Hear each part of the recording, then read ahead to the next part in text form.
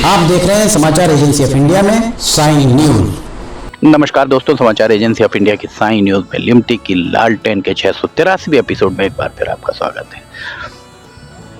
आज एक बार फिर हम आपको पेंच व्यपवर्तन योजना की नहर के बारे में बता रहे हैं। नहर आप देख सकते हैं, यहाँ अगर देखेंगे तो नहर सूखी पड़ी है, नहर में पानी नहीं है, एक बूंद पानी भी आपको नहर में नहीं दिखाई दे रहा होगा।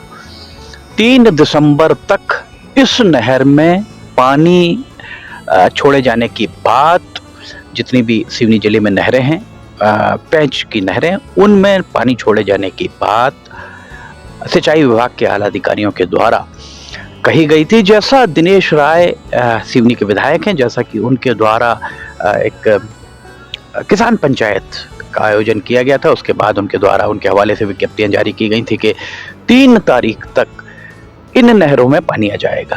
पानी नहीं आ रहा है और पानी नहीं आने का कारण भी हम आपको बताते हैं। दरअसल इनका मेंटेनेंस, जो सिंचाई विभाग के सूत्र बता रहे हैं कि इनका मेंटेनेंस प्रॉपर नहीं हो पा रहा है। देखिए, आप यहाँ भी अगर देखेंगे तो नहर उस स्तर की नहीं दिखाई दे रही होगी जिस स्तर पर इस नहर को बनना चाहिए था।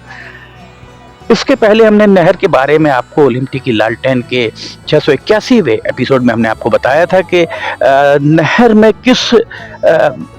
नहर की स्थिति क्या है, पेंच परियोजना कब आरंभ हुई, पेंच परियोजना के आरंभ होने के बाद नहरों की क्या स्थिति बनी और कितना रकबा सिवनी जिले में लाभान्वित हो रहा था, कितने हेक्टेयर रकबा यहाँ था, कितने हेक्टेयर छिंदवाड़ा जिले का था, सब कुछ हमने विस्तार से बताया था। अब आज इस बारे में हम बताने जा रहे हैं। दरअसल एक के बाद एक नई बात सिंचाई विभाग के सूत्र बता रहे हैं। आपको हम पहले बता दें कि सिवनी में इतने कद्दावर नेता हुए हैं, विमला वर्मा जैसे कद्दावर नेता हुए हैं, और विमला वर्मा सिवनी का जब प्रतिनिधित्व करती थी, प्रदेश में उनके द्वारा प्रतिनिधित्व किया, केंद्र में भी उनके द्वारा प्रतिनिधित्व किया गया।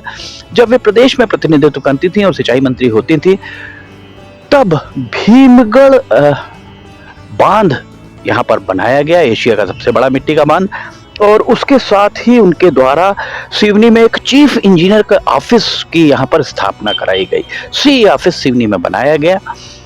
सी ऑफिस होना एक बहुत बड़ी बात है, वो भी शुरुआती दौर में जब सिवनी की बजाय संस्कार धानी जबलपुर महाकौशल का सत्ता का केंद्र हुआ करता था। उसके बाद सत्ता का केंद्र सिवनी आया। सिवनी में जैसे ही विमला वर्मा ने सक्रिय राजनीति से किनारा किया, उसके बाद ये सत्ता का केंद्र खसक कर छिंदवाड़ा चला गया। अब आने वाले समय में सत्ता का केंद्र कहाँ रहता है ये कहना मुश्किल है। फिलहाल हम बात कर रहे हैं पेंच नहरों की। सिंचाई विभाग के सूत्रों ने समाचार एजेंसी ऑफ इंडिया को इस बात की जानकारी दी है कि ये जो नहरें बनी हैं, ये सारी नहरों को बनाने का काम जिस कंपनी के द्वारा किया गया है, मेंटाना कंपनी के द्वारा इन नहरों को बनाने का काम किया गया है, और इतना वृहद स्तर पर ये काम हुआ है। इस बारे में हम एक बात और आपको बता दें, बड़ा आश्चर्य होता है इस बात पर। जिस भी अधिकारी से बात की जाए, हमने प्रभाकर टेकाम जो कार्यपालन यंत्री हैं नहर डिवीजन के, उनसे भी बात करी। उनके द्वारा कहा गया कि वे अभी आए हुए हैं, उन्हें इस बात की जानकारी नहीं है कि नहरों का काम कब आरंभ हुआ, कितने का काम हुआ, क्या हुआ, उनकी जानकारी में नहीं है।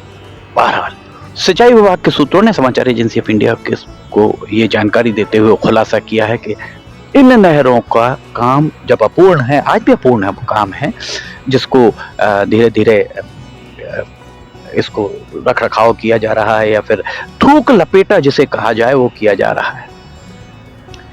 इन नहरों का पूरा भुगतान, जितना भुगतान किया जाना था, पूरा भुगतान 3 साल पहले, अर्थात 2024 चल रहा है, 2021 में पूरा भुगतान इन सारी नहरों का पेंच व्यपवर्तन योजना में नहर का निर्माण का पूरा भुगतान मेंटाना कंपनी को कर दिया गया है।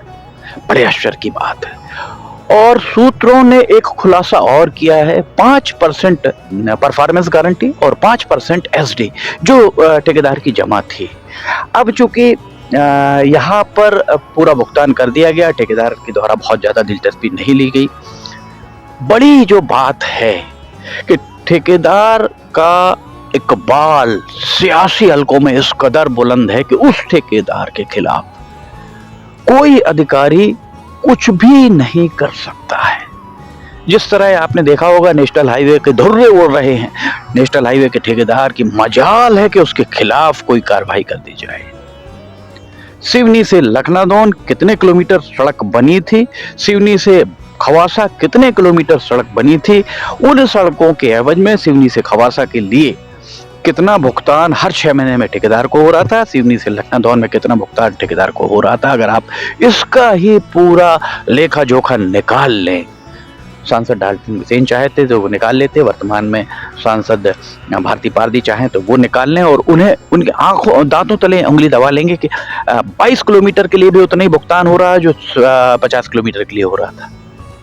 बड़े चमत्कार हो रहे हैं, बहुत चमत्कार सिवनी में हो रहे हैं। बहरहाल इसका भुगतान कर दिया गया और एसडी 5% जमा थी, सिक्योरिटी जो उसकी परफॉर्मेंस गारंटी 5% जमा थी, उसमें से पैसा अब निकाल कर किसी पेटी कॉन्ट्रैक्टर, छोटे कॉन्ट्रैक्टर से काम कराया जा रहा है। इस तरफ किसी का ध्यान नहीं। हमने आपको पिछली बार भी बताया था कि ठेकेदार को बचाने का प्रयास किया जा रहा है। इस पूरे मामले में निश्चित तौर पर यहाँ पर जो ये नहर यहाँ बह रही है, किसानों को 3 दिसंबर तक पानी मिलने की बात सिवनी के भारतीय जनता पार्टी के विधायक दिनेश राय के द्वारा की गई थी। आज हम यहाँ खड़े हुए हैं, आज 9 दिसंबर तक, 3 दिसंबर की बात हुई थी कि 3 दिसंबर को यहाँ पानी मिलने लगेगा। 9 दिसंबर तक बात इसी में उलझी हुई है कि दिनेश राय ने वहां पर एक सेवानिवृत्त माफ कीजिएगा एक रिटायर्ड एसडीओ जो मौके पर खड़े थे, उनको रिटायर्ड एसडीओ के साथ दिनेश राय उनके साथियों के द्वारा हाथापाई की गई या नहीं की गई या क्या किया गया, इसमें मामला उलझ कर रह गया है। किसानों को पानी आज भी नहीं मिल पा रहा है, प्रत्यक्ष को प्रमाण की आवश्यकता नहीं है, जबकि होना ये चाहिए था।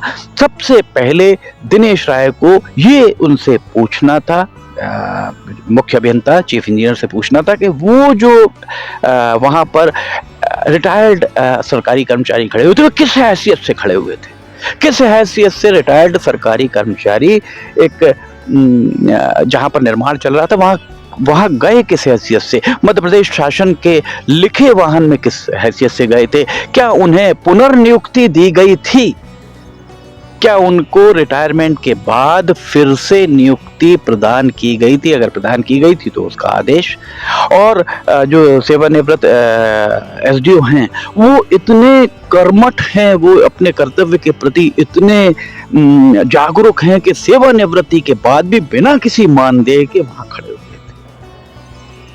लोगों का कहना तो ये भी है कि जब उन्हें किसी सरकारी कर्मचारी को जब वेतन दिया जाता है तब वो इतनी ईमानदारी से काम नहीं करते हैं मौके पर जाकर, तो सेवानिवृत्ति के बाद बिना किसी मानदेय के कैसे यहाँ पर काम किया जा सकता है, ये एक जुदा मसला है।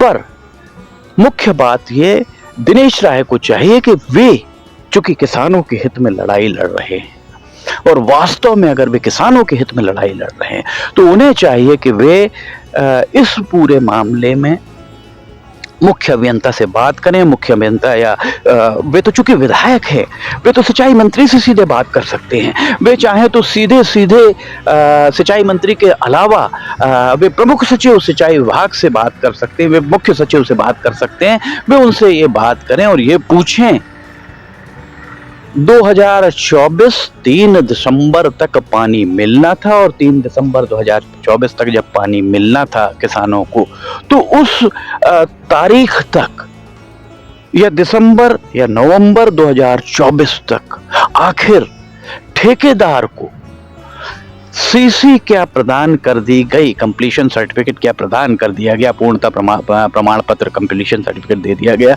अगर दे दिया गया है तो उसके बाद किसके द्वारा दिया गया है, और इस तरीके की जर्जर नहरों का सीसी किसने जारी किया है।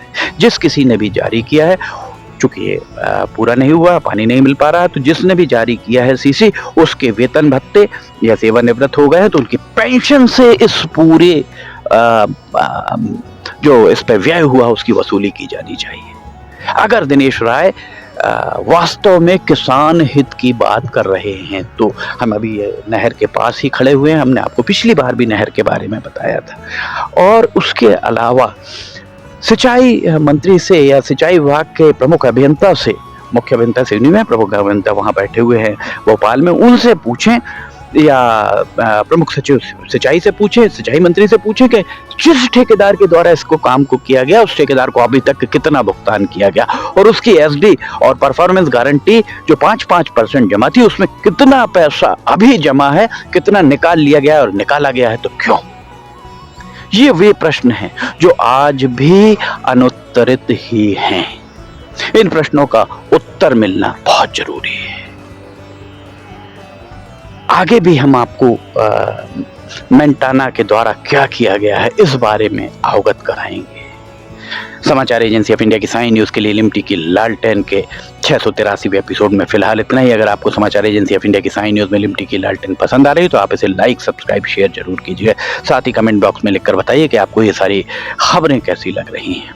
समाचार एजेंसी ऑफ इंडिया के सहयोगी अखिलेश दुबे के साथ लिमटी की लालटेन का 684वां एपिसोड लेकर बहुत जल्द हाजिर होंगे। फिलहाल आपसे इजाजत लेना चाहेंगे।